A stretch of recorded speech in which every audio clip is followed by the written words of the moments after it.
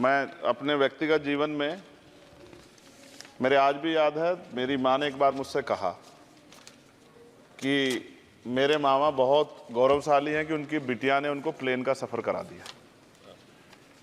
क्योंकि हम गांव से आते हैं, किसान परिवार से हैं, तो हर चीज़ की हमारे लिए अहमियत है। मैंने भी ये तय किया था कि मैं अपनी सैलरी से अपनी माँ को एक बार हवाई जहाज़ का सफ़र ज़रूर कराऊंगा। अब हालात ऐसी हैं, आप बेहतर जानते हैं, हमने देश भी जानता है, सब लोग जानते हैं कि गरीब आदमी हवाई जहाज़ में सफ़र नहीं कर सकता। प्रधानमंत्री जी तो कहा था बहुत दिन पहले कि चप्पल वाला जो है हवाई जहाज़ में सफ़र करेगा, लेकिन आज हालात ऐसे, किराया भाड़ा इतना बढ़ गया है, जो नीतियाँ हैं उसकी वजह से, कि गरीब आदमी सफ़र नहीं कर सकता है। गरीब आदमी तो ट्रेन में एसी के डब्बे में सफ़र नहीं कर सकता, इस तरह के हालात। तो मेरी मंत्री जी से मांग है कि कोई व्यवस्था ऐसी की जाए कि जो करोड़ों महिलाएं देश की हैं, करोड़ों परिवार ऐसे जिन्होंने सपना ही देखा हवाई जहाज को जाते, उनको भी एक बार मौका मिले कि हवाई जहाज का सफ़र कर लें। तो अगर किराया सस्ता होगा तो शायद वो प्रयास कर सकते हैं, उनके बच्चे प्रयास कर सकते हैं। साथ साथ वायु यात्रा में सेफ्टी सिक्योरिटी का बहुत ज़्यादा ध्यान रखने की जरूरत है। कई बार हादसे हुए हैं, कई चीज़ों पर हमें गौर करना है। साथ साथ ज़्यादातर एयरपोर्ट जो है वो प्राइवेट हो गए, और प्राइवेट होने की वजह से कर्मचारियों का शोषण होता है। कर्मचारियों की, क्योंकि हमारे यहाँ बेरोजगारी बहुत है, तो कर्मचारियों को वहाँ काम करने में जो सैलरी मिलती है उसमें एक बार का टिकट भी नहीं आता कई जगह पे। तो मेरी आपसे ये आग्रह है कि जिन लोगों जो प्राइवेट हो गए वहाँ भी सैलरी कम से कम न्यूनतम वेतन इतना होना चाहिए 20,000 रुपये, कि वो अपने परिवार का भी और सफ़र भी वो कभी कर ले, ऐसा मौका भी उन्हें मिलना चाहिए।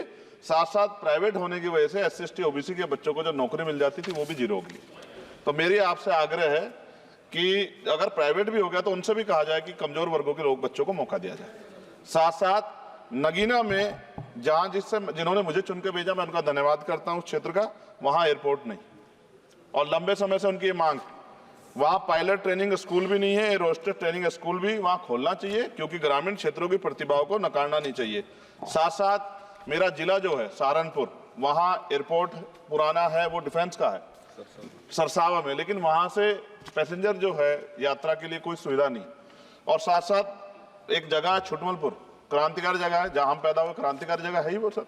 तो वहां पे भी हवाई पट्टी की जो है स्थापना जो है सरकार को करानी चाहिए। हमारे लोगों को, छुटमलपुर के लोगों को बहुत अच्छा लगेगा और फायदा भी होगा, बहुत सारा जो है आसान हो जाएगा जनता के लिए। और सुबह से हम प्रयास कर रहे हैं सर कि हमें बोलने का मौका दिया। यहाँ छोटी पार्टियों के लिए थोड़ी समस्या है और 2.5 घंटे इंतजार का मौका मिल रहा है। मैं भाजपा के साथियों को याद दिलाना चाहता हूँ, एक समय था कि आप पे भी 2 मेंबर ऑफ पार्लियामेंट थे।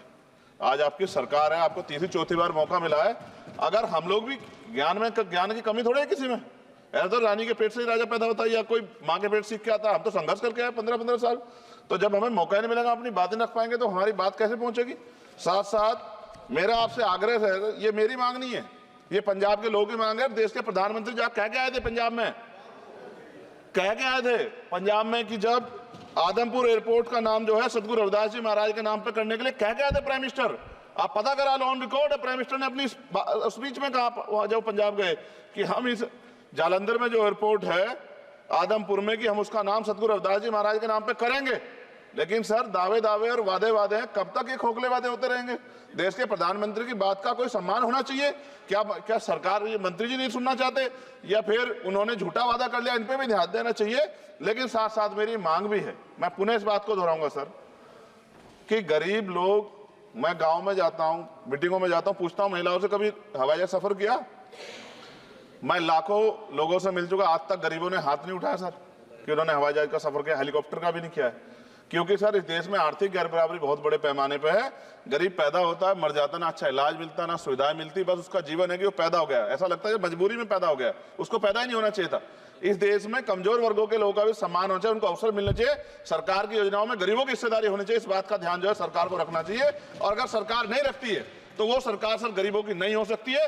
नौजवान जो है मंत्री सरकार ने दिए हैं, और मुझे उम्मीद है कि एक नौजवान दूसरे नौजवान के दर्द को और गरीबों के दर्द को और ग्रामीण क्षेत्रों के दर्द को समझेगा। और मुझे भरोसा है आपके ऊपर, आपकी शैली के ऊपर, क्योंकि पिछली बार भी विषय उठा था। हम जाते हैं सब लोग कि आप इस बात को इस बार सफल करने में कामयाब हो जाएंगे। मेरी मंगल कामनाएं भी है कि कोई गरीब परिवार आपको प्रार्थना करे, दुआएं करे कि आपने उनको ये मौका दिया। वरना आदमी पैदा होता है भारत में और गरीबी में मर जा, हजारों साल चला।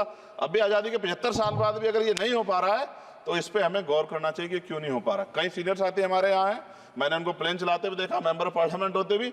मेरा विश्वास है कि अगर इधर से भी और इधर से भी सब लोग जनता के विषय में सोचेंगे तो जनता की जिंदगी आसान होगी, जो कि अभी नजर नहीं आती। और मैं फिर आपसे आग्रह करूंगा, आप चेक कराइए, SC ST OBC के बच्चों को वैसे ही नौकरी नहीं मिल रही है, और जब ये पूरा सेक्टर प्राइवेट हो जाएगा तो क्या रिजर्वेशन करेंगे हम लोग? क्या फायदा रिजर्वेशन का? जब SC ST OBC के बच्चों क्या रिजर्वेशन का फायदा? गाली तो खाते हैं इस नाम पे, लेकिन रिजर्वेशन ही कहां मिलेगा जब सब प्राइवेट हो जाए? प्राइवेट वाले कहां दे रहे हैं? तो उनको कहिए कि प्राइवेट सेक्टर में मैं विधेयक लेके आया, निजी विधेयक, कि प्राइवेट सेक्टर में SC ST OBC के बच्चों को मौका मिलना चाहिए।